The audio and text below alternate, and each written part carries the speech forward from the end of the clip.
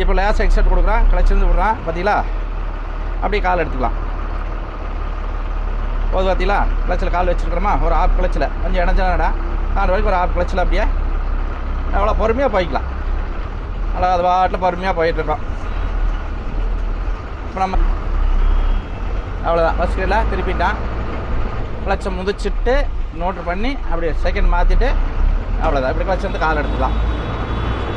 கொஞ்சம் ரைட் சைடில் ஒட்டி போய்க்கலாம். சென்டரில் ரோடு வந்து பள்ளன வண்டி அதுக்கு வச்சுருக்காங்க. இப்போ நம்ம கிளச்சு பிரேக்கில் எதுலேயுமே கால் வைக்கல, இறக்கம், அதனால் அப்படியே கொஞ்சம் உங்களுக்கு கட் பண்ணி போகுது. ஸ்பீட் பிரேக்கருக்கு இப்படி பிரேக்கில் மட்டும் கால் வச்சுக்கணும். அதுக்கப்புறம் சுலவாயிருச்சு. கிளச்சை முடிச்சுட்டு கியர் நோட்ரு பண்ணிட்டு அப்படியே செகண்ட் கியருக்கு போயிடலாம். அப்படியே லேஸ் எக்ஸட் கொடுத்து அப்படி கிளச்சை விடணும். அப்படி கிளச்சை விட்டோம்னா அப்படி போகுதா. செகண்டில்